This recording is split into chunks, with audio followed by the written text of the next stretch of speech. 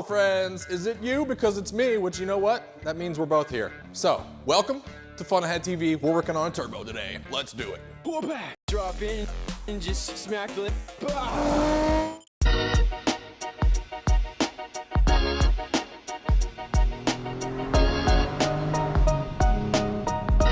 So, this right here is a 2002, I think it's 2002, 996 Turbo. Every time I hear the word turbo, I always think of the Sirius XM station called Turbo, which is one of the better Sirius XM stations, by the way. What is it, channel 43? Something like that. Shout out Turbo. Turbo. Anyway, this right here is a 996 Turbo, and dang, is it an immaculate example of one. This is freaking beautiful. And owner Lauren does a wonderful job taking care of this particular unit. Now, why is this thing here, you ask? Well, we're dealing with the case of the whodunits. We need to do some diagnostics on this car. Now, this particular car is a 996 Tiptronic. I don't want to hear it. It's a Tiptronic, and I don't want to hear a peep out of you haters. Stop it. Get some help. Just because of the transmission that it possesses does not make it any less of a super awesome enthusiast car, and it'll probably blow the doors off of whatever you got, just saying. Why? Because it's a turbo. It just so happens that the case of the whodunits has to do with the transmission. We've got to do some diagnostics to figure out what is going on with this transmission. Let's go ahead, get into the car. I'll explain a little bit more about what the heck is going on with this thing.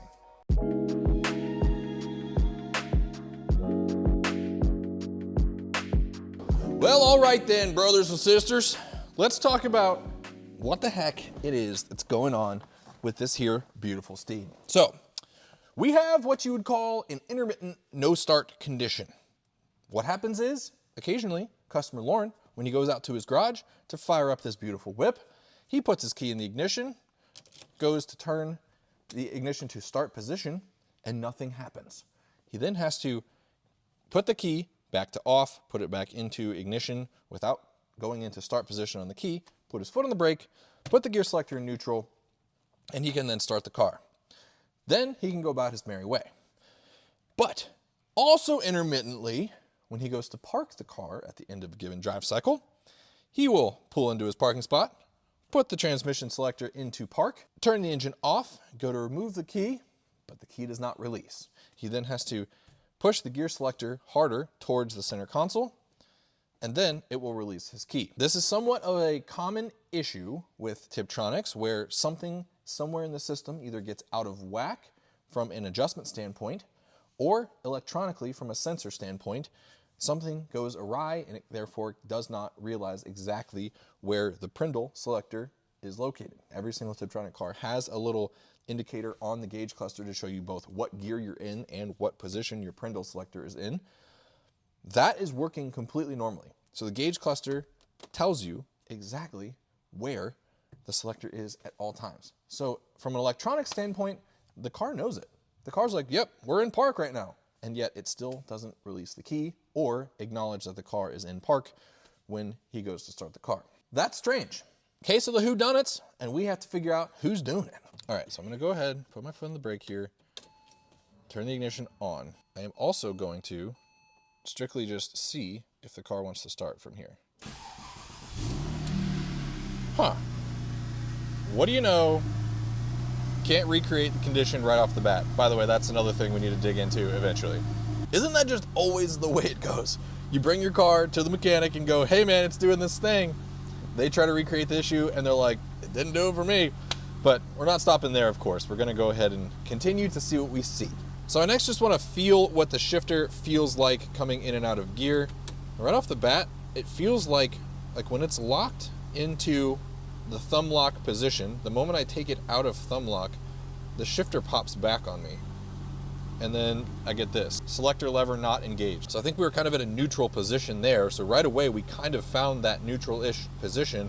I wonder if, depending on, ambient temperature and temperature of the transmission component and the shifter cable, maybe conditionally, it is actually more difficult to put back into park, even if the shifter locks.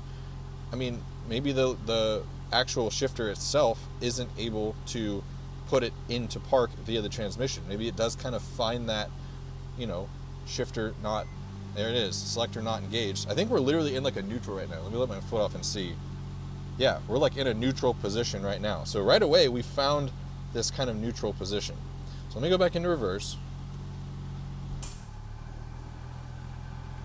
Huh.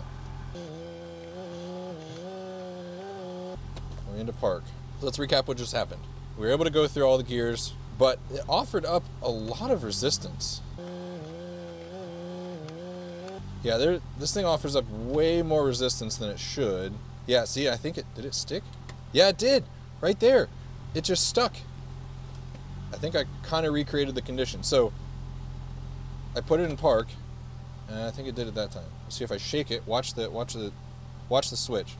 Yep, see, I don't know if you heard that, but it just popped up the actual lever when I kind of shook it. It's like it's getting stuck down.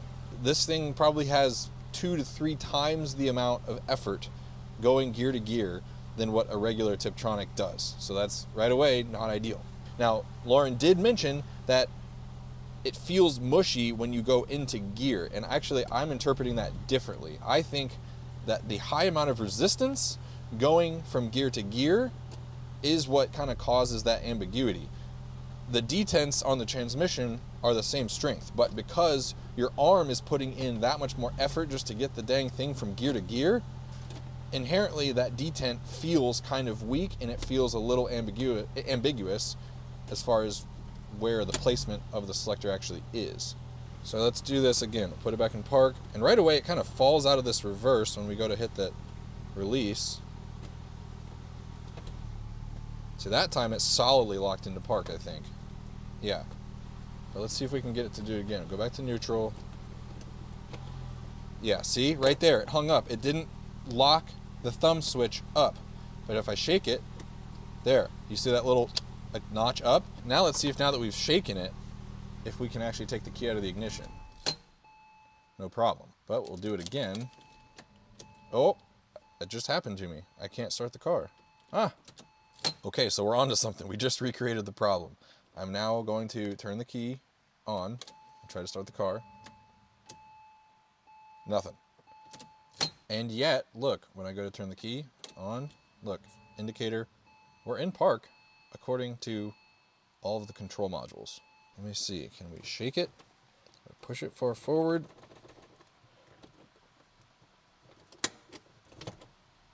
Man, this thing just has so much resistance. Nothing. Nothing, nothing.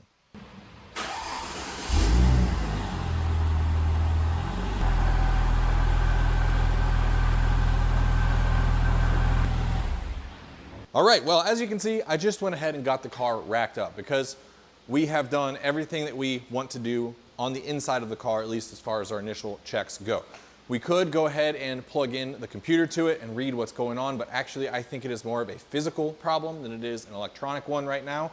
But I want to kind of, go down that rabbit hole a little bit, chase down some of those issues, and then maybe on the test drive, obviously on the test drive, we'll go ahead, get the laptop plugged into it and see what all the modules are saying in terms of shifter position. But in terms of shifter action, it is completely no good. Gear to gear to gear, it has just way too much effort.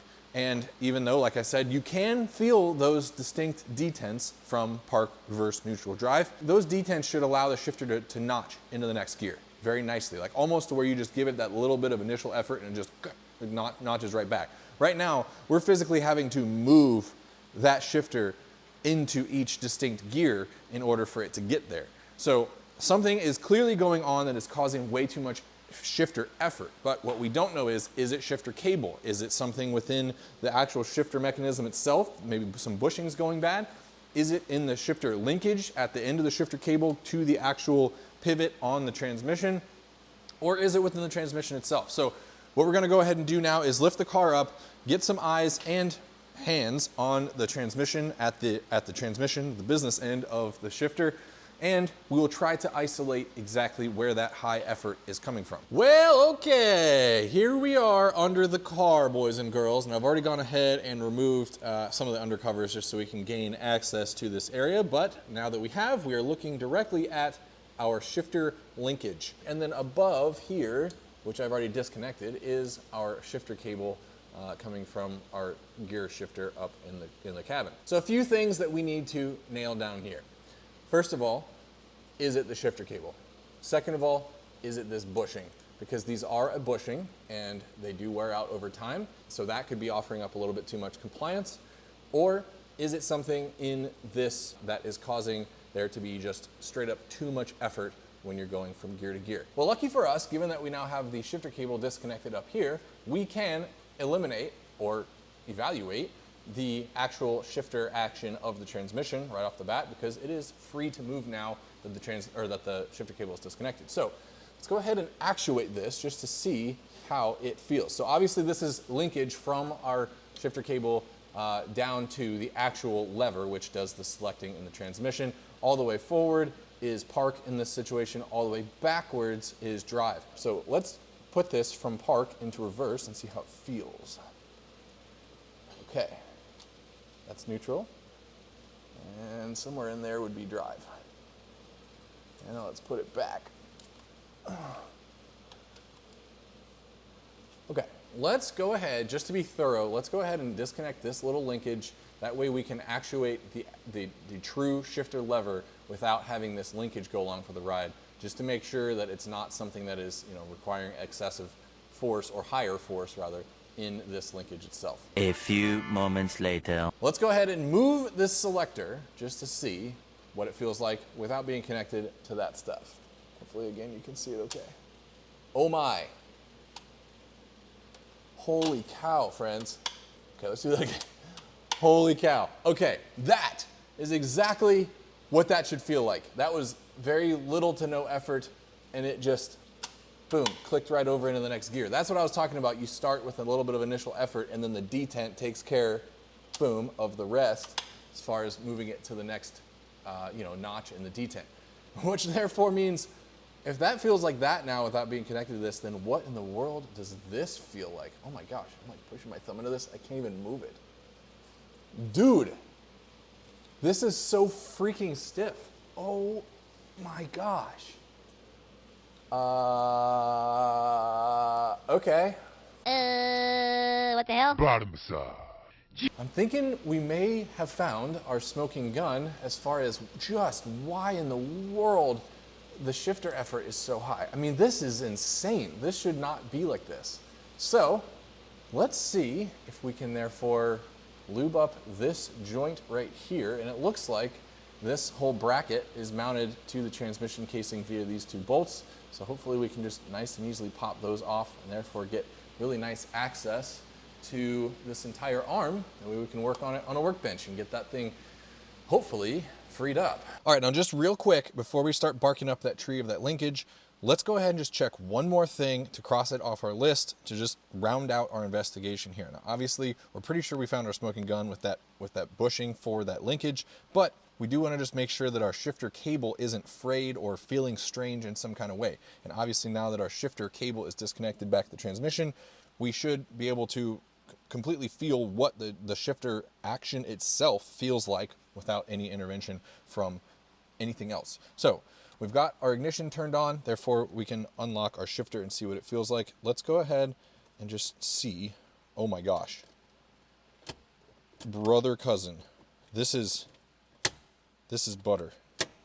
This is butter. And as you can see, this thing is very nicely and easily falling into its own detents. And watch what happens when we go in park.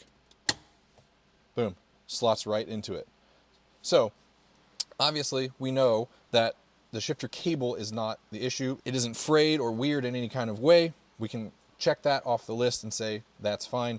Let's go ahead and bark up the tree of remedying our pivot point for that linkage. Okay, as you can see, I was able to get the linkage off the transmission, and after a little bit of wrestling and prying and some usage of some Cree oil, we have the linkage apart. So let's take a closer look at what was going on here. So this is the actual pivot point itself, and you can see, well, it's super duper dry. And this is, I think this bushing part right here is the main part that our little linkage runs on.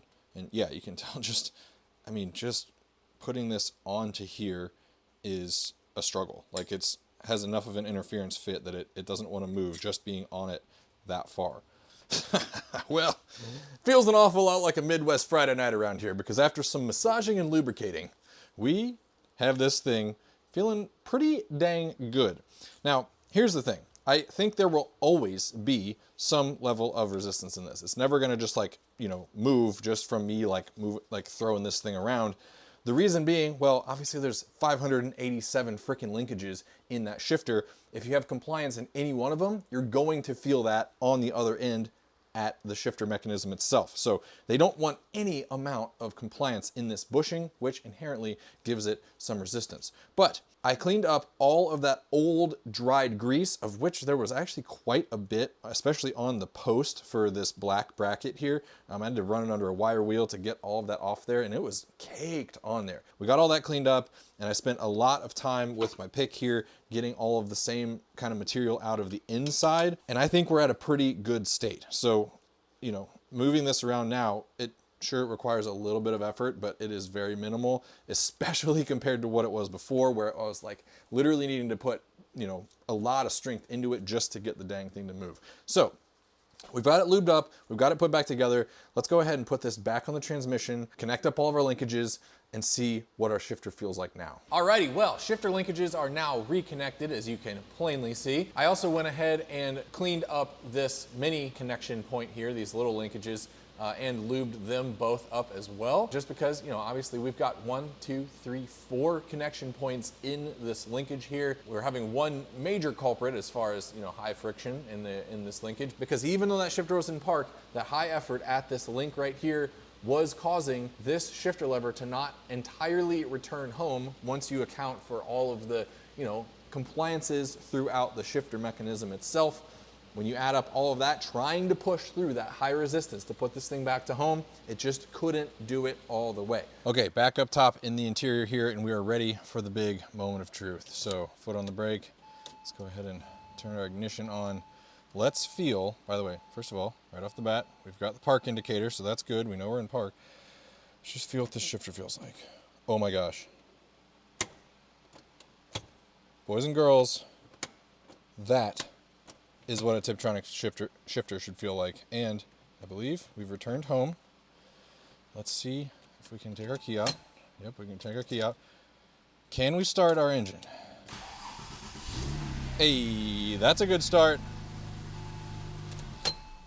And of course we could remove the ignition key, no problem. Now I don't want to speak too soon here, but I think we've done it, boys and girls. All right, let's just do a couple more quick actuations of this. Engine fired up. We've got reverse, neutral, drive, neutral, reverse, park. Very definitively felt like it went in park, by the way. Can we turn this off?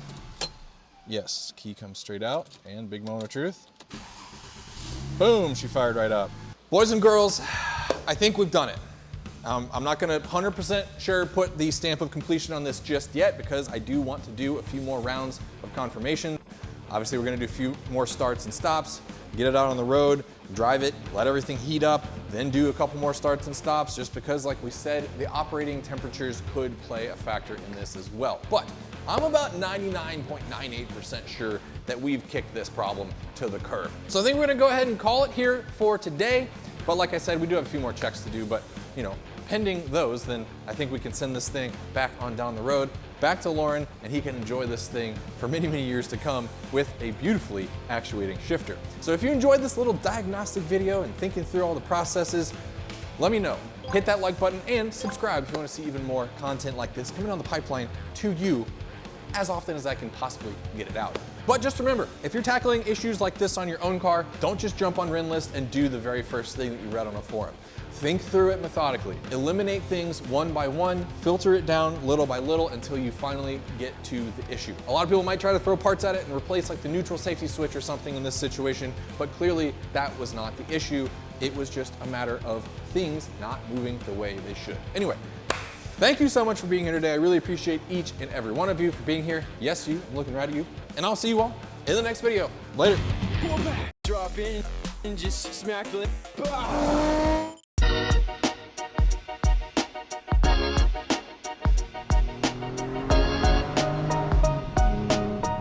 Mr. Bottom Massage Machine, gone.